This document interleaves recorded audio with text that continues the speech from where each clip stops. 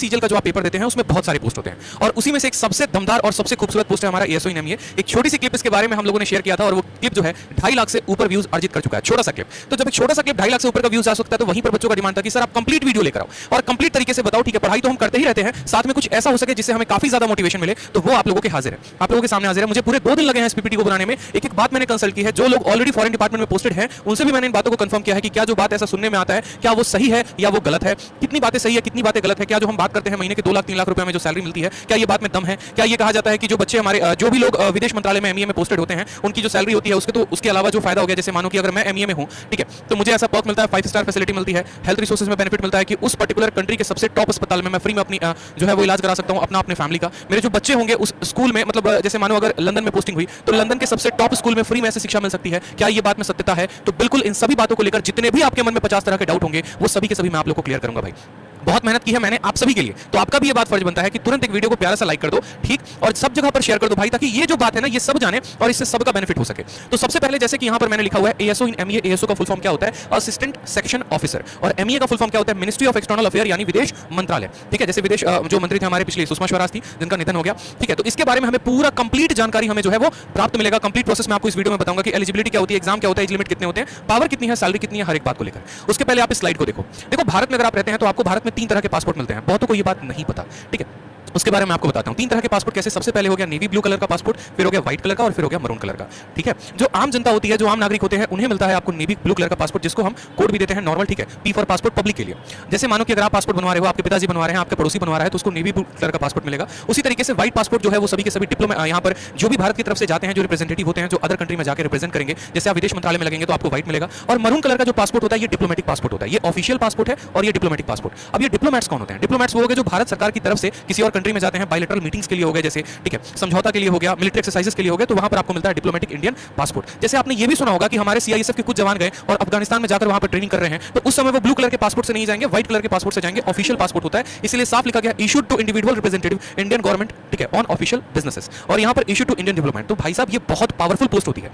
ASO इन MEA लगना अपने आप में एक बहुत बड़ी बात है, इसलिए मैंने यहां पर लिखा है पावरफुल पोस्ट इन एसएससी सीजीएल।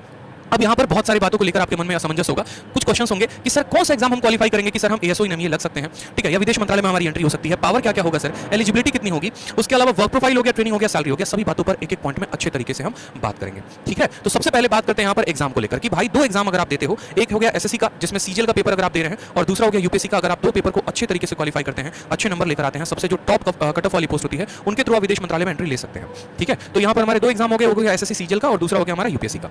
एसएससी सीजीएल को अगर आप क्लियर करते हैं तो आप लगते हैं एएसओ इन एमईए, ठीक है, विदेश मंत्रालय में आपकी एंट्री होती है असिस्टेंट सेक्शन ऑफिसर से। और अगर आप यूपीएससी क्लियर करते हैं तो यूपीएससी को क्लियर करने से क्या होगा, यूपीएससी में सीधा आप जाते हैं आईएफएस कैडर में, इंडियन फॉरेन सर्विस में, और वहां पर आपकी पोस्टिंग होती है। कौन सा पोस्ट मिलता है वो भी आगे चलकर हम आपको बताएंगे। वीडियो को लाइक करते रहिए और चैनल को सब्सक्राइब करते रहिए, हर जगह पर वीडियो को शेयर करते रहिए दोस्तों। तो बात करते हैं सर एसएससी सीजीएल में कौन सा ऐसा पोस्ट है, कैसे कैसे जो है हमें कैसे कैसे पेपर क्लियर करना होगा, क्योंकि यूपीएससी के बारे में अगर मैं वीडियो बनाऊंगा तो वो बहुत लंबी हो जाएगी। तो एसएससी के माध्यम से हम डायरेक्ट एएसओ इन एमईए कैसे लगेंगे, कितने स्टेप्स में हमें पेपर देना होगा, ठीक है, एक एक बात को यहाँ पर समझिएगा अच्छे से। तो सबसे पहले आपको देना होता है टियर 1, जैसे कि अभी आप लोगों का टियर 1 जो है वो अप्रैल में है सीजीएल का, और उनमें टियर 1 में आपको पता है कि 4 सब्जेक्ट होते हैं, मैथ, इंग्लिश, रीजनिंग और जीएस। इस तरीके से 4 सब्जेक्ट में 200 नंबर का पेपर होता है। यहाँ पर जब आप क्वालिफाई करते हैं तो आप देते हैं मेंस, जैसे कि हमारे सीजीएल 2020 का मेंस कल था, जिसमें मैथ और इंग्लिश का पेपर 200 नंबर का होता है। फिर आप मेंस देते हैं, उसके बाद आता है डिस्क्रिप्टिव, जो कि अभी 5 दिन बाद आपका डिस्क्रिप्टिव होने वाला है। जो 2020 के कैंडिडेट थे उनका डिस्क्रिप्टिव 100 नंबर का होता है। एक ऐसे राइटिंग होती है, प्रेसिस राइटिंग होती है, या फिर लेटर भी कभी लिखना होता है। जब आप टियर 1, टियर 2, टियर 3 दे देते हैं उसके बाद आपको कोई भी पेपर नहीं देने की आवश्यकता होती है। 700 नंबर का आपका पेपर हो गया है और जो कट ऑफ आता है वो इसी 700 नंबर के बीच में ही आता है, ठीक है। इसके बाद बात करेंगे यहाँ पर टियर 4। अब टियर 4 है क्या? तो देखो जैसे कि मैंने पहले भी बताया है कि एसएससी सीजीएल में क्या होता है, बहुत ऐसे पोस्ट हैं जिनके लिए टाइपिंग की आवश्यकता है और बहुत ऐसे पोस्ट हैं जिनके लिए टाइपिंग की आवश्यकता नहीं है, ठीक है। जैसे आप लोगों ने पिछली वीडियो में देखा था इनकम टैक्स इंस्पेक्टर के लिए, उसमें टाइपिंग की आवश्यकता नहीं होती है, लेकिन जो एएसओ इन एमईए लगते हैं उनमें टाइपिंग की आवश्यकता है। तो इनको एक अलग से पेपर देना होता है टियर 4, जिसको हम कहते हैं सीपीटी। सीपीटी में 15-15 मिनट के 2 पेपर होते हैं, एक आपका एक्सेल फाइल बनाना हो जाता है, पावर पॉइंट हो जाता है, और दूसरा आपके टाइपिंग हो जाती है। और लास्ट जो आता है टियर नंबर 5, 4 नहीं है 5 है, जहां पर आपको डॉक्यूमेंट वेरीफाई करवाना होता है अपना। डॉक्यूमेंट वेरिफिकेशन 2 जगह पर होता है। सबसे पहले तो आपका डॉक्यूमेंट वेरिफिकेशन एसएससी के ऑफिस में होगा, और फिर उसके बाद जब आपकी ज्वाइनिंग आएगी तब आपका जो डॉक्यूमेंट वेरिफिकेशन होगा आपके डिपार्टमेंट में होगा। जैसे अगर आप सेंट्रल सेक्रेटेरिएट में लगते हैं तो आपको दोबारा अपने सेंट्रल सेक्रेटेरिएट वाले ऑफिस में दिल्ली में आपको डॉक्यूमेंट वेरीफाई करवाना होगा। अगर आप एक्साइज इंस्पेक्टर लगते हैं जिस भी स्टेट में लगते हैं, फिर वहां के डिपार्टमेंट में जाकर आपको डॉक्यूमेंट वेरीफाई करवाना होता है, ठीक है। उसके बाद बात करते हैं यहाँ पर कि सर क्या इसमें कोई भी इंटरव्यू पोस्ट है या कोई इंटरव्यू होता है? तो नहीं भाई, यूपीएससी में इंटरव्यू होता है, एसएससी में इंटरव्यू नहीं होता, ठीक है। क्या कोई फिजिकल टेस्ट होता है, भागना पड़ता है, दौड़ना पड़ता है, शक्ल सराहना पड़ता है, ऐसा कुछ भी नहीं है, कोई भी आपको फिजिकल टेस्ट नहीं है और यही इस पोस्ट की खूबसूरती होती है। इसी कारण लड़कियां जो हैं वो सबसे ज्यादा इस पोस्ट को पसंद करती हैं। इसके बाद बात करते हैं टाइपिंग टेस्ट होता है, तो हाँ भाई टाइपिंग टेस्ट होता है और टाइपिंग टेस्ट ज्यादा कठिन नहीं होता, बहुत ही आसान, बहुत ही नॉर्मल होता है। ठीक है, चलो नेक्स्ट बात करते हैं यहाँ पर पावर के बारे में कि सर पावर कितना है। तो भाई साहब पावर बेइंतहा है, बेहताशा पावर है, क्योंकि मैं आपको अभी दिखाऊंगा एक चलकर छोटी सी बात आगे, एक स्लाइड देखोगे ना आपको मजा आ जाएगा, मैं सच बताऊं तो। क्योंकि मैं हमेशा से एक बात बोलता हूं, भले एक दिन मेरी क्लास ना लगे, ठीक है, लेकिन जो अगली क्लास होगी ना वो पूरी तैयारी के साथ होगी, पूरे दमदार तरीके से होगी। मेरा मानना यह है कि अगर मैं एक वीडियो उससे संबंधित यूट्यूब पर डाल रहा हूं बच्चों को लेकर, तो मैं संपूर्ण जानकारी उनको दे सकूं ताकि उन्हें कहीं और भटकने की जरूरत ना पड़े। तो ये पावर शब्द है तो अपने आप में 5 लेटर का, लेकिन एक एक वर्ड आपको डिफाइन करेगा कि आपका सच में कितना बड़ा रुतबा होता है, कितना ज्यादा सम्मान होता है जब आप एएसओ इन एमईए लगते हैं तब। दूसरी बात करते हैं पैसे को लेकर। तो देखो भारत सरकार में जो नौकरियां होती है ना, यहां पर जो पैसे आपको मिलते हैं 4600 ग्रेड पे के अनुसार से 70,000 से 80,000 मिलती है। पैसा यहां तब बरसता है आपके अकाउंट में जब आप विदेश में पोस्टिंग लेते हैं, तो आपको महीने के 2-2 लाख 3-3 लाख रुपए मिलते हैं। वो भी हम आगे चलकर डिस्कस करेंगे। और बात करते हैं सोशल स्टेटस की। तो देखो जो बिहार और यूपी के लोग होते हैं उनके लिए मैं एक बात बताता हूं। देखो जैसे मैं भी बिहार का हूं, तो हमारे यहां अगर आप किसी को बोलेंगे ना कि इनकम टैक्स, तो इनकम टैक्स का माइंडसेट बहुत बड़ा है। लेकिन अगर आप किसी को एमईए बोलेंगे ना, तो उनका माइंडसेट उतना बड़ा नहीं है, वो उस तरीके से नहीं समझेंगे। अच्छा एमईए क्या बोल रहा है पता ही नहीं, बहुतों को लगता है एमईए तो पहली बार सुन रहे हैं। लेकिन आप उन्हें बोलो विदेश मंत्रालय। विदेश मंत्रालय के पावर कितने होते हैं, सोशल स्टेटस क्या होता है, एक एक बात को आपको धीरे धीरे करके जानकारी अभी मैं दूंगा वीडियो के अंदर। एक एक बात बताऊंगा मैं आपको कि आपके सच में वैल्यू क्या है। आपका सिर्फ वैल्यू भारत के अंदर नहीं, भारत के बाहर भी है, पूरी दुनिया आपकी कदर करेगी। सभी बातों को धीरे धीरे हम जानेंगे। एलिजिबिलिटी की बात करें तो ज्यादा कुछ नहीं चाहिए, सिर्फ सरकार आपसे ये बोलती है, जो आपकी कमीशन एसएससी है बोलती है कि बेटा देखो तुम ग्रेजुएट होने चाहिए किसी भी रिकॉग्नाइज्ड यूनिवर्सिटी से, चाहे आपने बीटेक किया है, चाहे आपने जो है ऑनर्स किया है, या फिर आपने बीए किया, कोई भी मतलब ग्रेजुएट होनी चाहिए, सिंपल सी बात है। और एज की बात करें तो 30 साल तक की आपकी उम्र होनी चाहिए।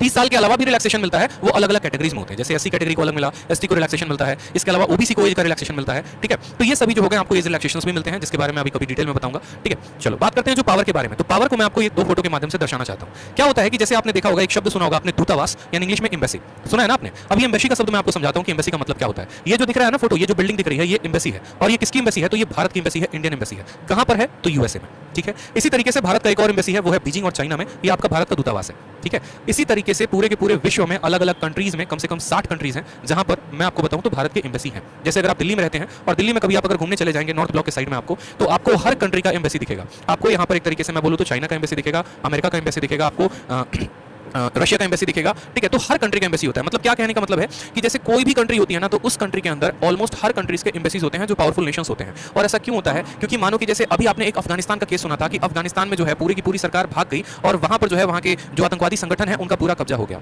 अब ऐसे केस में क्या हुआ, रातों रात तख्ता पलटा। अब रातों रात तख्ता पलटा तो अफगानिस्तान में जो भारत के निवासी रह रहे थे उनको वहां से बाहर कौन निकाले। आपने एक एयरलिफ्ट की मूवी भी देखी होगी अक्षय कुमार की, वहां पर भी मूवी में यह दिखाने की कोशिश की गई है कि एयरलिफ्ट के माध्यम से उस कंट्री में रह रहे भारत के सभी लोगों को भारत में लेकर आया गया। तो भाई ऐसे तो होता नहीं ना कि मैं अभी जाऊंगा बोलूंगा हाँ भैया चलो 5 एरोप्लेन लेके चलते हैं और अपने दोस्तों को उठा के लेके आते हैं, अपने भारतवासियों को उठा के लेके आते हैं। ऐसा नहीं होता है। ठीक है, ऐसा नहीं होता है। इसीलिए हर कंट्री में अपना एक एम्बेसी होता है जहां पर उस कंट्री में भारत के रह रहे लोग जाकर वहां पर संपर्क करें, जो भी उनको समस्याएं हैं वो यहां पर बता सकें। ठीक है, और उसी तरीके से ये पूरे के पूरे डेटा को रिकॉर्ड करते हैं और इस तरीके से भारत को मदद करते हैं। एग्जांपल के तौर पर मान लीजिए कि मैं फंस गया हूं, कहां मैं जाकर लंदन में मैं रह रहा हूं और वहां पर मुझे अपने कास्ट सर्टिफिकेट की जरूरत है, तो मैं जाकर किससे बोलूंगा, मैं अपने इंडियन हाई कमांड से बोलूंगा, मैं अपने इंडियन एम्बेसी में जाऊंगा। तो उस इंडियन एम्बेसी में जाएंगे, वहां पर आपके सारे ऑफिशियल वर्क्स होते हैं। ठीक है, जब कोई कंट्री से भी आपके इंडिया से भी जाता है या कोई एनआरआई आ रहा होता है, तो सारा का सारा जो वर्क होता है वो आपके अपने कंट्री के एम्बेसी में होता है। तो हर कंट्री में भारत की एक एम्बेसी है, जैसे यूएसए में ये हो गया, उसी तरीके से चाइना में काम भी एम्बेसी हो गई। ठीक है, और इस एम्बेसी में आपकी पोस्टिंग होती है। आप बोलते हैं ना सर विदेश मंत्रालय में जाएंगे तो कहां काम करेंगे, अगर लंदन चले गए तो कहां पर काम करेंगे, तो ये जो बिल्डिंग्स होते हैं, जो एम्बेसी होती है, इसी के अंडर में आपको काम करना होता है। इसमें लो लेवल से लेकर हाई लेवल तक सभी ऑफिसर्स होते हैं जो आपकी सहायता करते हैं और एक बढ़िया तरीके से आप एक कंट्री के अंदर एक कंट्री रन कर रहे होते हो। इसलिए एम्बेसी को एक और बात भी कहा जाता है, country with in a country. और एक बात को हमेशा ध्यान रखना, एम्बेसी की जो पावर होते हैं बहुत ज्यादा होते हैं। उस देश के ऊपर अटैक हो सकता है लेकिन कभी एम्बेसी के ऊपर अटैक नहीं हो सकता। अगर एम्बेसी के ऊपर अटैक हुआ इसका मतलब सीधा है कि आपने उस नेशन के ऊपर अटैक किया है। अभी आपने देखा भी होगा कि इजराइल के एम्बेसी के ऊपर अटैक हुआ था, फिर इजराइल ने उस कंट्री का क्या हाल किया था। ठीक है, आप किसी के एम्बेसी के ऊपर अगर अटैक कर रहे हैं इसका मतलब आप उस नेशन के ऊपर अटैक कर रहे हैं। यानी सबसे सुरक्षित अगर उस कंट्री में कुछ है तो उसकी एम्बेसी है और वो सीधा का सीधा एक कंट्री को रिप्रेजेंट करती है। और जब आप इसके अंदर काम कर रहे होते हैं तो सोचिए कि आप एक भारत सरकार की तरफ से भेजे गए एक राजदूत हैं जो पूरे के पूरे भारतवर्ष को रिप्रेजेंट कर रहा है। इसलिए मैं कह रहा हूं कि इसका जो पावर है और इसका जो सोशल स्टेटस है वो अपने आप में बहुत बड़ा है, बहुत महान है। ठीक है, नेक्स्ट बात करते हैं यहाँ पर वर्क प्रोफाइल के बारे में कि चलो भैया इस बिल्डिंग में चले गए, काम कर रहे हैं, लेकिन काम कर क्या रहे हैं, क्या काम हमें मिला है। तो वहां पर जाने के बाद कम से कम 10-15 तरह के काम होते हैं जो नॉर्मली ऑफिशियल ऑन रिकॉर्ड है। लेकिन मैंने यहाँ पर फिलहाल तरीके के 3 काम लिखे हुए हैं। जैसे मानो यहाँ पर आपने आईएफएस ऑफिसर सुना है, सिर्फ ना कि बाहर की बात कर रहे हैं, हम इंडिया की भी बात कर रहे हैं। आईएफएस ऑफिसर कैसे आते हैं, यूपीएससी से। यूपीएससी आप देते हैं तो आईपीएस बनते हैं, आईएएस बनते हैं, और एक और होता है आईएफएस, इंडियन फॉरेन सर्विस। और इंडियन फॉरेन सर्विस के जो असिस्टेंट होते हैं वो सीधे के सीधे किससे जाते हैं, एसएससी सीजीएल से। यानी अगर आप यूपीएससी क्वालीफाई करेंगे तो आप आईएएस ऑफिसर बनेंगे, और अगर आप यूपीएससी क्वालीफाई नहीं कर रहे, एसएससी से जा रहे हैं, तो आप उनके के असिस्टेंट बनेंगे, धीरे धीरे आपका प्रमोशन होने के बाद भी आप भी जो है IFS कैडर में आ जाते हैं। दोस्तों 1000+ लाइव कर दो, बहुत बड़ी जानकारी मैं आपको दे रहा हूं, इसलिए मैंने कहा कि मुझे टोटल 2 दिन लगे हैं, 48 घंटे, तब जाकर ये PPT बनी है। अलग अलग लोगों से मैंने संपर्क किया है, जो ऑलरेडी कोई बगदाद में पोस्टेड है वहां से उनसे मैंने बात की फेसबुक के माध्यम से, ऑलरेडी जो है दिल्ली में कोई पोस्टेड है तो उनसे मेरी बात हुई है, तब जाकर एक कंप्लीट जानकारी मैं आप लोगों के लिए लेकर आया हूं, ताकि एक सही जानकारी मैं आपको दे सकूं और ये एक अलग आपके अंदर पैदा कर सके कि नहीं यार अब तो मुझे भी करना है। आज बहुतों का सपना मैं बना देने वाला हूं यहां पर कि आप चयनित कर लोगे कि हां भाई हम भी ASO इन लगेंगे, देख लेना। बस आज यहां सर दिखा रहे हैं और अब मेरे माइंड में ये पिक्चर जा रहा है और अब तो मेरा विजन और क्लियर हो गया है, अब तो भैया SSC में रैंक लेकर आएंगे और MA बनकर रहेंगे। इसलिए कह रहा हूं वीडियो को ज्यादा से ज्यादा लोगों तक शेयर कर दो, ठीक है, ताकि सबका बेनिफिट हो सके, सब ये पार्ट को जान सके। चलो नेक्स्ट बात करते हैं फाइलिंग वर्क इन MOU। अब देखो क्या होता है ये MOU शब्द, अगर आप करंट अफेयर पढ़ते होंगे तो आपने पढ़ा होगा मेमोरेंडम ऑफ अंडरस्टैंडिंग, ठीक है। क्या होता है कि जैसे मानो यहां पर आपने बहुत बार ऐसा भी सुना होगा कि यार इंडिया का समझौता हुआ है रशिया के साथ कि हम तुमको इतने वेपन्स देंगे, तुम हमें इतने वेपन्स दोगे, ठीक है। तो ऐसा नहीं होता कि मोदी जी जाके खुद जो है व्लादिमीर पुतिन के साथ बैठ के और बात कर लेंगे, हां भैया देखो हम तुमको 10 ब्रह्मोस दे रहे हैं, तुम हमको इतना ये देना वो देना, ऐसा नहीं होता। एक मेमोरेंडम ऑफ अंडरस्टैंडिंग जब बनता है तो उस कंट्री में जो हमारे डिप्लोमेट्स होते हैं वो पूरे के पूरे यहां पर सहयोग करते हैं, उनके सहायता से ही कोई भी चीज है वो लेन देन होती है यहां पर, ठीक है। तो वो असिस्ट करते हैं सबसे पहले IFS ऑफिसर को। इसके अलावा फाइलिंग वर्क जो MOUs होता है उनमें सबसे ज्यादा जो रोल होता है वो ASOs का होता है, MA विदेश मंत्रालय वालों का सबसे ज्यादा हस्तक्षेप होता है। इसके अलावा आपने और भी बहुत सारे केसेस देखे होंगे, जैसे सुषमा स्वराज को किसी ने ट्विटर पर टैग कर दिया कि हम दुबई में काम करने आए थे और 5 साल हो गया, हमको बंधक बना के रख लिया गया है, प्लीज हमारी सहायता करिए। और ऐसे ऐसे वीडियो सुषमा स्वराज के पास आते थे, वो तुरंत विदेश मंत्रालय को वहां पर सूचित करती थी और वहां पर उस व्यक्ति को फिर वहां से छुड़ाया जाता था कानूनी प्रक्रिया करके, ठीक है। जैसे आपके विजय माल्या हो गए, वो भाग गए, या कोई और नीरव मोदी भाग गए यहाँ पर, तो फिर उसके बाद उसकी जिम्मेदारी जो होती है वो विदेश मंत्रालय की हो जाती है और सारा ट्रैक रिकॉर्ड सब कुछ जो है वो वही मॉनिटर कर रहे होते हैं। इसके अलावा यहाँ पर आपने देखा इंटरनेशनल कोऑर्डिनेशन, ये बहुत जरूरी है। जैसे मानो यहाँ का अगर कोई भी स्टेट का CM हो गया या किसी हमारे जो PM हो गए, वो अगर किसी कंट्री में जा रहे हैं, ठीक है, तो उनके साथ जो है मैंने मानो कि अगर मैं एक तरीके से बोलूं यहाँ पर कि पाकिस्तान के जैसे मान लो कि यहाँ पर इमरान खान हो गए, ठीक है, और उनके साथ मीटिंग करानी है, किनकी मोदी जी की मीटिंग करानी है, किसी पर्टिकुलर पॉइंट पर मीटिंग करानी है, तो जो कोऑर्डिनेशन होगा, कोऑर्डिनेशन कैसे हो गया, कोई ऐसी कंट्री है जहाँ पर वो हिंदी नहीं बोलते और हम है जो हिंदी बोलते हैं, तो कोऑर्डिनेशन कराने के लिए जो है वहाँ पर उस तरीके से इस्तेमाल जो है वहाँ पर जो सहयोग है वो सहयोग हमारे विदेश मंत्रालय की पूरी टीम करती है। जो ट्रांसलेटर हो गए, जो वहाँ पर ऑफिशियल पेपर वर्क हो गया, एवरीथिंग जो भी होता है वहीं विदेश मंत्रालय के बिल्डिंग से, वहीं विदेश मंत्रालय के डिपार्टमेंट से होता है, ठीक है। और जो लास्ट हो गया वो हो गया NRI का, जिसके बारे में आप जानते हैं, ठीक है भाई। चलो मेडिकल इशू नहीं है, और एक और फायदा मैं आपको बता दूं, जो कलर ब्लाइंड लोग होते हैं ना वो भी विदेश मंत्रालय के लिए अप्लाई कर सकते हैं, इस बात को बड़े ध्यान से समझिएगा। हर कोई अपने दोस्तों को वीडियो शेयर कर दो, स्टेटस पे लगा दो। मैं बार बार कह रहा हूं ऐसी जानकारी नहीं मिलेगी, आप वीडियो को शेयर करेंगे तभी मुझे मोटिवेशन आएगा, तभी मैं और ऐसी वीडियो आप लोगों के लिए यूट्यूब पर लेकर आऊंगा और आप लोगों के एक एक सेकंड की वैल्यू आपको दूंगा। तो वीडियो को शेयर करिए दोस्त, हर जगह पर शेयर करिए, ठीक है, हर जगह पर शेयर करिए ताकि हर किसी का बेनिफिट हो और मुझे भी मोटिवेशन मिले कि मैं आप लोगों के लिए कुछ नया कर सकूं, ठीक है। इसके अलावा बात करते हैं यहाँ पर ट्रेनिंग के लिए, तो देखो आप लोगों की ट्रेनिंग कहां पर होती है। ट्रेनिंग जो होती है वो आपको JNU में होती है, जैसा कि आपने सुना होगा कन्हैया कुमार के नाम से भी JNU काफी फेमस हो गया था, और बाकी यहाँ पर JNU में जो है आए दिन प्रोटेस्ट भी चलते रहता है, ये भी आप जानते हैं। और यहाँ से बहुत बड़े बड़े पास आउट हुए हैं, तो यहीं पर एक ब्लॉक है FSI, वहीं पर आपकी ट्रेनिंग चल रही होती है। इसमें किसकी किसकी ट्रेनिंग चलती है ये बात जान लीजिए। लवासना तो आप सब जानते हैं कि UPSC का जब ट्रेनिंग होता है वो लवासना में होता है, लेकिन वहां से जब लोग अलग अलग कैडर के बाद आते हैं तो जो IFS ऑफिसर्स हो गए उनकी भी ट्रेनिंग इसी JNU में होती है। SSC CGL के माध्यम से जो ME जाते हैं, ASO इन ME, उनकी भी जो आपको ट्रेनिंग हो गई वो इसी बिल्डिंग में होती है। इसके अलावा CHSL से जो LDC है, LDC में जो डिपार्टमेंट में जो अलग अलग जाते हैं टाइपिस्ट, उनका भी ट्रेनिंग इसी बिल्डिंग में होता है और ट्रेनिंग का जो पीरियड रहता है वो 30 डेज का रहता है। इसी 30 दिन के अंदर आपको हर एक बात का जो है जानकारी दिया जाता है, ठीक है। बच्चा पूछ रहा है कि सर आपका नाम क्या है, हमारा नाम आदित्य रंजन है, ठीक है। और ट्रेनिंग में मुख्यतः किन बातों के ऊपर फोकस किया जाता है, ट्रेनिंग में मुख्यतः आपको इस बात पे फोकस किया जाता है कि आपको पासपोर्ट कैसे बनाना है। पासपोर्ट पे आपको, जैसे आपने देखा होगा, अगर आप अभी चले जाओ मानो पासपोर्ट बनवाने, तो पासपोर्ट बनवाने कहां जाओगे, जो आपका विदेश मंत्रालय का विभाग है वहीं पर जाओगे आप, ठीक है। तो ट्रेनिंग में ये सभी बातों के ऊपर फोकस किया जाता है, वीजा से संबंधित जुड़ी जानकारी, पासपोर्ट से संबंधित कौन सा नकली है कौन सा असली है, ठीक है, किसी का पासपोर्ट बनाना है, वीजा बनाना है किसी और कंट्री का, तो सभी जो है वहीं पर विभाग में होते हैं। इसके अलावा कुछ आपको ME के एडमिनिस्ट्रेशन बताए जाते हैं, ये सभी बातें मैंने यहाँ पर लिख रखा है। ट्रेड से संबंधित कुछ जानकारी हो गई, तो ये सभी के ऊपर आपको जो है 2-2 दिन 3-3 दिन करके आपका जो ट्रेनिंग होता है 30 दिन पूरा किया जाता है और इन सभी चीजों के बारे में आपको जानकारी दी जाती है। जैसे कि मैंने आपको CBI में बताया था, CBI में ट्रेनिंग कैसे होता है। CBI वाली वीडियो जिन्होंने नहीं देखी है वो जाके मेरी 60 दिन 60 मैराथन की प्लेलिस्ट में देख लेंगे। इनकम टैक्स ऑफिसर की जिन्होंने देखी है वो भी जाके 60 दिन 60 मैराथन में देख लेंगे, ठीक है। तो जैसे कि मैंने बताया था कि CBI में क्या होता है कि आपको बंदूक चलाना सिखाते हैं, ठीक है, आपको जो है नार्कोटिक्स के बारे में पूरा का पूरा बताते हैं, ड्रग्स के बारे में पूरा बताते हैं, पूरा लॉ एंड ऑर्डर आपको पढ़ाते हैं। तो यहाँ पर आपको ना बंदूक चलाना सिखाएंगे, ना लॉ एंड ऑर्डर पढ़ाएंगे, ना आपको नार्कोटिक्स के बारे में बताएंगे। जो इनका ऑफिशियल वर्क होगा उसके बारे में पूरी की पूरी जानकारी आपको दी जाएगी। 35 वीक नहीं कह रहा मैं यहाँ पर, 30 डेज कह रहा हूँ, क्योंकि 30 दिन के अंदर इसकी ट्रेनिंग खत्म हो जाती है। 30 दिन के अंदर ट्रेनिंग खत्म। और एक और बात बता दें, अगर SSC CGL में सबसे पहले किसी पोस्ट की ज्वाइनिंग आती है तो वो इसकी आती है। एग्जाम्पल मैं आपको दे रहा हूं, 2017 CGL का जब रिजल्ट आया था तो रिजल्ट के 1 महीने के बाद यहां पर ज्वाइनिंग लेटर आ गया था, ट्रेनिंग का लेटर आ गया था कि भैया पहुंच जाइए JNU अपना बोरिया बिस्तर लेकर, वहां पर आपकी ट्रेनिंग शुरू हो जाएगी। लेकिन अगर वहीं हम एक्साइज इंस्पेक्टर की बात करें तो ये जो एक्साइज इंस्पेक्टर है अभी इनका जो ज्वाइनिंग आया है वो पिछले 2021 के दिसंबर में आया है। तो सबसे फास्ट अगर किसी की ज्वाइनिंग आती है तो विदेश मंत्रालय की आती है, ASO इन ME की, और सबसे लेट अगर किसी का आता है तो वो एक्साइज इंस्पेक्टर होता है। इस बातों को भी ध्यान रखेंगे। मतलब जब तक एक एक्साइज इंस्पेक्टर का पर्सन ज्वाइन करेगा तब तक 1 साल की जो सैलरी है या 1 साल का जो प्रमोशन ग्रोथ है वो आपको विदेश मंत्रालय से मिल जाता है। जो सबसे इंपॉर्टेंट बात होती है वो है है पोस्टिंग के बारे में। पोस्टिंग के बारे में बहुत बच्चे जो होते हैं सोच रहे होते हैं, अरे ऐसे कैसे, हमको क्या पहले पोस्टिंग में लंदन भेज देगा, दूसरे पोस्टिंग में क्या हमको अफगानिस्तान बगदाद भेज देगा, पाकिस्तान भेज देगा। तो पोस्टिंग के बारे में बहुत मिथ चल रहा होता है, ठीक है, कि किसी को क्या ऐसे थोड़ी है कि लंदन भेज दे। तो कैसे पोस्टिंग होता है, प्रोसीजर क्या होता है, जानकारी कैसे होती है, सब बातों को समझो। सबसे पहले तो यहाँ पर अगर आप भारत में सेवा देना चाहते हो तो आप भारत में एमईए ऑफिस दिल्ली में काम कर सकते हो, ठीक है। जब आप 2 साल 3 साल जब आप काम कर लेते हैं, जब आपकी थोड़ी सी सीनियरिटी हो जाती है, उसके बाद यूं समझ लीजिए जैसे आप गेम खेलते हैं ना, एक लेवल को क्रॉस किया तो दूसरा लेवल आपके लिए खुल जाता है। सेम तरीके से जब आप 2 साल 3 साल यहाँ पर काम कर लेते हैं दिल्ली में रहकर, तो उसके बाद आपको विदेश जाने के रास्ते खुल जाते हैं और आप अलग अलग कंट्रीज में जा सकते हैं। अलग अलग कंट्रीज में जाने का भी क्या प्रोसीजर है वो भी हम आपको बताएंगे। पहले भारत में समझ लेते हैं कि भारत में कहाँ कहाँ काम करना है। कोई अगर दिल्ली में जॉब करना चाहता है तो दिल्ली में कर सकता है, और अगर दिल्ली में जॉब नहीं करना चाहते, आप किसी और स्टेट के हैं, कोई जैसे मानो यहाँ पर चंडीगढ़ का है, या कोई पंजाब का है, कोई हरियाणा का है, कोई उत्तराखंड का हो गया, तो आपके अलग अलग स्टेट में भी रीजनल ऑफिसेज होते हैं, पासपोर्ट ऑफिस, और उस पासपोर्ट ऑफिस में जो है आप वहाँ पर वर्क कर सकते हैं, ठीक है। तो ये तो हो गया हमारा इंडिया का बात। नेक्स्ट बात करते हैं फॉरेन पोस्टिंग के बारे में। फॉरेन में कितने तरह के पोस्टिंग होते हैं यहाँ पर देखो, छोटे से स्लाइड के माध्यम से बताया, ठीक है भाई। चलो, फॉरेन पोस्टिंग में क्या होगा, देखो कितने तरह की कंट्रीज होती है। एक होता है ए स्टार कंट्री, दूसरा होता है ए, फिर होता है बी कंट्री, फिर होता है सी कंट्री, फिर होता है सी स्टार, और इसके बाद भी एक और कंट्री होती है। इसके बारे में संपूर्ण जानकारी मुझे उस भाई से मिली जो ऑलरेडी बगदाद में है और जो ऑलरेडी एएसओ इन एमईए है। उन्होंने पूरी की पूरी जानकारी दी। उन्होंने कहा कि भाई ऐसे नहीं होता है कि तुम जो है सीधा का सीधा लंदन चले जाओगे काम करने। एक प्रोसीजर होता है, प्रोटोकॉल होता है। प्रोटोकॉल क्या होता है, जैसे मानो सबसे पहले मैं एएसओ इन एमईए लगा। एएसओ इन एमईए लगने के बाद क्या हुआ कि मैंने 2 साल 3 साल भारत सरकार में सेवाएं दी, दिल्ली में जो है मेरा पूरा का पूरा काम चला। उसके बाद हमारे लिए ऑप्शंस बाहर जाने के खुल जाते हैं। बाहर जाने के कितने ऑप्शन है, तो एक तरीके से यूं समझ लो 60 कंट्रीज हैं, लेकिन शुरू में जो हमारे पास ऑप्शन आता है वो 30 कंट्री का आता है। उस 30 कंट्री में हमें अपना फॉर्म फिलअप करना होता है, फिर पूरा का पूरा पेपर वर्क होता है, और पेपर वर्क होने के बाद तब वो पहुंच जाता है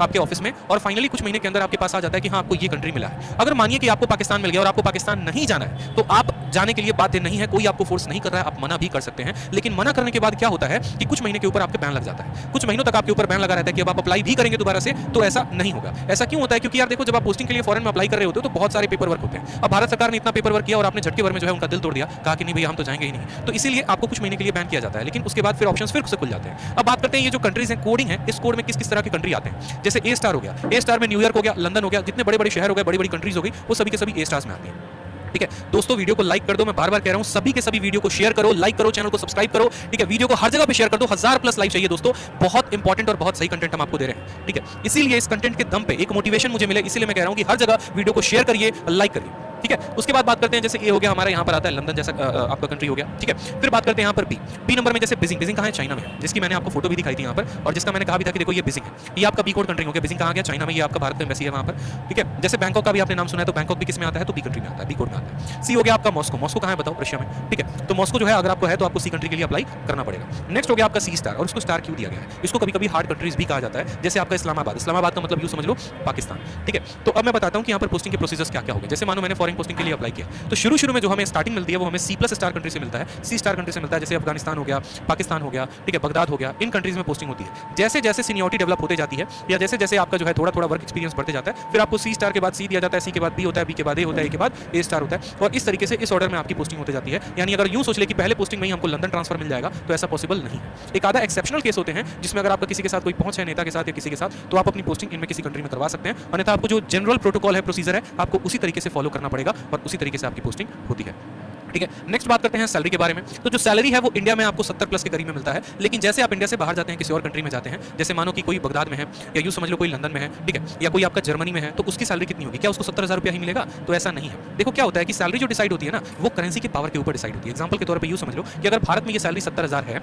तो विदेश में यही सैलरी जाकर उनके अकॉर्डिंग कितना हो जाएगा, वहाँ के खर्च के अकॉर्डिंग, वहाँ के महंगाई के अकॉर्डिंग सभी चीज़ों को कैलकुलेट किया जाता है कि यहाँ पर अगर हम जो हाउस अलाउंस है 8,000 रुपया किराया दे रहे हैं, तो क्या वहाँ पर अगर कोई फ्लैट लेगा तो क्या 8,000 में निपट जाएगा। इन सभी चीज़ों को कैलकुलेट करते हुए जो आपका अप्रोक्सीमेट इंडियन करेंसी में कन्वर्ट करने के बाद जो सैलरी आती है वो 2 से 3 लाख रुपए आती है। किसी किसी कंट्री में 2 लाख है, किसी में 2.5 लाख है, किसी में 3 लाख है। तो फॉरेन पोस्टिंग में इंडियन करेंसी के हिसाब से आपको 2 से 3 लाख रुपए मिल जाता है महीने के, जो कि अपने आप में बहुत बड़ी बात है। इसमें आराम से जो है आप 1.5 लाख रुपया खर्चा करके बाकी पूरा का पूरा आप सेव कर सकते हैं, अपने घर बेच सकते हैं, कोई भी काम आप कर सकते हैं। इसलिए सबसे लुक्रेटिव और प्रॉफिटेबल जो पोस्ट होता है वो एमईओ कहा जाता है, जिसमें सबसे ज्यादा सैलरी होता है। इसके अलावा दोस्तों ये बात समझो, ये जो पर्क्स है ये अपने आप में बहुत बड़ा बात है। अगर मैं बोलूं ना कि मुझे मोटिवेशन कैसे मिलेगा, जाहिर सी बात है, इंसानी फितरत है, किसी को भी मोटिवेशन मिलता है तो पैसे से मिलता है, किसी को भी मोटिवेशन मिलता है तो एक तरीके से उसके बेनिफिट से, जो उससे फायदे हैं। जैसे मानो मैंने आपको कहा 2 मोबाइल है, एक रेडमी हो गया और एक नोकिया हो गया, और मैंने कहा कि आप इसमें कौन सा लोगे, तो आप क्या देखते हो, फीचर्स देखते हो, यार इसके फीचर्स अच्छे हैं, इसकी क्वालिटी अच्छी है, तो ये वाला मोबाइल लेंगे। उसी तरीके से जब आप एसएससी का पेपर दे देंगे, तो पेपर देने के बाद डॉक्यूमेंट वेरिफिकेशन में जब जाएंगे, पोस्ट प्रेफरेंस जब भरेंगे, तो बहुत सारे पोस्ट है, तो उसमें आप किसको सबसे पहले नंबर पर स्थान देंगे, वो कब देते हैं, जब आप अपना देखते हैं कि हाँ भाई इससे संबंधित क्या क्या फायदे हो सकते हैं, ठीक है। कोई अगर मानो घूमना चाहता है है, ठीक, अलग अलग कंट्रीज में तो वो एमईए के लिए अप्लाई करता है, कोई पुलिस की सर्विस में जाना चाहता है तो सीबीआई या एक्साइज इंस्पेक्टर में जाता है, किसी को नॉर्मल ऑफिस लाइफ चाहिए तो वो सीएसएस में जाता है। तो उस तरीके से इसमें क्या क्या फर्क होता है, फर्क जो है, बेनिफिट जो है वो क्या क्या मिलता है। तो सबसे पहले बहुत ज्यादा सैलरी होती है, जैसा कि मैंने बताया 2 लाख से 3 लाख रुपए के करीब में, ठीक है। इसके बाद बेस्ट अमेनिटीज, अब बेस्ट अमेनिटीज के बारे में थोड़ा सा जानकारी देता हूं, जिसमें मैंने हेल्थ और एजुकेशन लिखा है। जैसे मानो आप भारत में 70,000 रुपए महीना कमा रहे हो, ठीक है, आप बीमार पड़ गए, आपको क्या होगा कि खर्चा कराने में ही, इलाज कराने में ही आपकी पूरी की पूरी सैलरी चली जाएगी, या आपके बच्चे थोड़े थोड़े बड़े हो रहे हैं, आप उनको सबसे टॉप स्कूल में रख रहे हो, महंगाई का जमाना इतना, महीने के 10,000 रुपए आपका महीने का फीस लग रहा है। लेकिन अगर आप एएसओ इन एमईए लगते हैं तो ये 2 चीजें जो है आपकी भारत सरकार देती है, ठीक है। यानी आप बीमार हुए, आपके परिवार में कोई भी बीमार हुआ तो उस कंट्री के सबसे उच्च अस्पताल में आप फ्री में इलाज करवा सकते हैं, कोई रुपया नहीं लगेगा। और उस कंट्री के सबसे टॉप स्कूल में 12वीं तक, 12th तक आप अपने बच्चे की फ्री में पढ़ाई करवा सकते हैं। उसका पूरा का पूरा जिम्मा कौन उठाता है? भारत सरकार उठाती है, ठीक है। कौन उठाता है? भारत सरकार उठाती है। नेक्स्ट बात करते हैं 5 स्टार अकोमोडेशन। 5 स्टार अकोमोडेशन क्या है? जैसे मानो मुझे पोस्टिंग मिली कहां पर? जर्मनी में, और जर्मनी में गया तो मुझे वहां पर कोई एक जो है हाउस मिला ही नहीं, सरकार की तरफ से रहने के लिए कहीं पर कोई अभी क्वार्टर अवेलेबल ही नहीं है। तो क्या होगा, मैं वहां के किसी भी 5 स्टार होटल में रह सकता हूं, और जितना भी खर्चा आएगा वो पूरा का पूरा खर्चा कौन देगा? तो भारत सरकार देगी। यानी जब तक हमें यहां पर क्वार्टर नहीं मिलता है तब तक 5 स्टार अकोमोडेशन मिलता है, और ये किसके तरफ से होता है? तो भारत सरकार की तरफ से मिलता है यहां पे। नेक्स्ट बात करें तो फिक्स टाइम जॉब होता है, बहुत इंपॉर्टेंट। जैसे 9 बजे से लेकर 5:30 बजे तक, 10 से 5:30 भी कर सकते हो, ये फिक्स टाइम जॉब है। बोलोगे सर क्यों फिक्स टाइम जॉब के बारे में इसमें ज्यादा प्रेशर दे रहे हैं? क्योंकि बहुत मेरे भाई ऐसे होते हैं जो यूपीएससी की तैयारी करना चाहते हैं या अलग अलग परीक्षाओं की तैयारी करने में इच्छुक होते हैं। उनके लिए क्या होता है कि यार एक ऐसा जॉब हो कि शाम के बाद आऊं घर पे तो फोन ना आए ऑफिस का कि भाई तुमने ये फाइल क्यों अधूरा छोड़ दिया, तुमने वो क्यों छोड़ दिया। तो इसमें ये फायदा है कि फिक्स टाइम की जॉब है, घर पे आने के बाद आपको टेंशन नहीं है क्या हुआ ऑफिस में क्या नहीं हुआ, आप आराम से रिलैक्स होकर आगे यूपीएससी की तैयारी कर सकते हैं या किसी भी एग्जाम की या कोई और अपना काम कर सकते हैं। तो ये बहुत फायदेमंद होता है। नेक्स्ट बात करें यहाँ पर तो व्हाइट पासपोर्ट। ये व्हाइट पासपोर्ट का ना भाई बहुत महत्व है यहाँ पे। जैसे कि मैंने शुरू में ही वीडियो को बताया था कि 3 तरह के पासपोर्ट होते हैं, ब्लू कलर का, नेवी ब्लू हो गया, व्हाइट हो गया और मरून हो गया, ठीक है। और ये जो पासपोर्ट है ना, यही एक तरीके से बोले हिंदी में तो आपकी जो औकात है वो बताती है कि आप सच में कितना वैल्यू रखते हैं किसी कंट्री के लिए, इंडिविजुअल कितनी पर्सनालिटी आपकी वैल्यू होती है यहाँ पे, ठीक है। जैसे मानो यहाँ पर ब्लू पासपोर्ट हो गया, ये पूरे भारत में हर व्यक्ति के पास है, किसी के पास कोई भी बनवा सकता है। व्हाइट पासपोर्ट हर किसी के बस की बात नहीं होती, उन्हीं को मिलता है जो भारत सरकार के ऑफिशियल्स होते हैं, इसलिए कहा गया official Indian passport issue to individuals representing Indian government on official businesses. और जो तीसरा हो गया मरून हो गया, जब कोई नेता या कोई बड़े ऑफिसर्स होते हैं, जो डिप्लोमेट्स होते हैं, ठीक है, जब वो किसी मीटिंग के लिए जाते हैं किसी कंट्री में तो वो उनको मिलता है, ठीक। तो ये जो पासपोर्ट है यही आपके लिए बहुत बड़ी बात है। एग्जाम्पल मैं आपको देना चाहूंगा, अगर शाहरुख खान जा रहे हैं और मैं एक एएसओ एमईए हूं, ठीक है, तो जैसे शाहरुख खान अगर गए तो उनको भाई साहब पूरी चेकिंग चलती है, आपने पता भी है। बहुत ऐसे कंट्रीज होते हैं ना, पूरा बढ़िया तरीके से चेकिंग करेंगे कपड़े हटा के। लेकिन अगर मेरे पास ये पासपोर्ट है तो किसी की कैपेसिटी नहीं है कि कोई हमें हाथ तक भी लगा के दिखा सके, क्योंकि ये पासपोर्ट का मतलब मैं इस कंट्री को रिप्रेजेंट कर रहा हूं, मैं अपने आप को रिप्रेजेंट नहीं कर रहा। ये पूरा का पूरा देश मेरे से संबोधित हो रहा है और आप मुझे हाथ लगा रहे हो, उसका मतलब आप मेरे नेशन के ऊपर, ठीक है, पॉइंट आउट कर रहे हो। तो ये चीजें जो है थोड़े के थोड़े बेनिफिट मिलते हैं, ठीक है। नेक्स्ट बात करते हैं यहां पर प्रमोशंस के बारे में, प्रमोशन जो है वो कैसे मिलता है। तो प्रमोशन के बारे में सबसे पहले जान लेते हैं, ठीक है।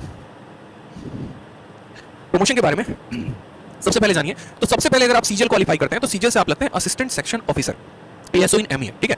और एएसओ इन एमईए के बाद क्या होता है कि क्या वहीं पर हमारी कहानी खत्म हो जाती है? क्या उसके आगे हमें कोई पेपर नहीं देना होता? ऐसा नहीं है, उसके आगे भी पेपर देना होता है और भी बहुत सारी बातें होती हैं। जैसे अगर आप कोई पेपर नहीं देना चाहते तो 12 से 13 साल के अंदर, ध्यान से मेरी बात को समझिएगा, 12 से 13 साल के अंदर आपका प्रमोशन हो जाता है सेक्शन ऑफिसर पे, ठीक है। लेकिन अगर आप डिपार्टमेंटल एग्जाम देते हैं तो डिपार्टमेंटल एग्जाम में क्या होता है कि डिपार्टमेंट में भी जाने के बाद एग्जाम होता है। आप किसी कोई ऐसा पर्सन होगा जो सिलेक्टेड होगा, आप उनसे पूछना, ठीक है, वो खुद आपको बताएंगे कि चाहे वो स्टेनो है या फिर टैक्स असिस्टेंट है। तो ये सभी लोग जो होते हैं ना, अगर मानो कोई बंदा टैक्स असिस्टेंट है तो वो डिपार्टमेंटल एग्जाम दे देकर इनकम टैक्स में जा सकता है। उसी तरीके से असिस्टेंट सेक्शन ऑफिसर जो है वो डिपार्टमेंटल एग्जाम देकर 4 से 5 साल के अंदर प्रमोशन लेकर सेक्शन ऑफिसर बन सकते हैं। और फिर उसके बाद सेक्शन ऑफिसर से 9 से 10 साल के बाद आपका प्रमोशन होगा तो आप अंडर सेक्रेटरी बनोगे, और अंडर सेक्रेटरी आप एसएससी के माध्यम से आओगे।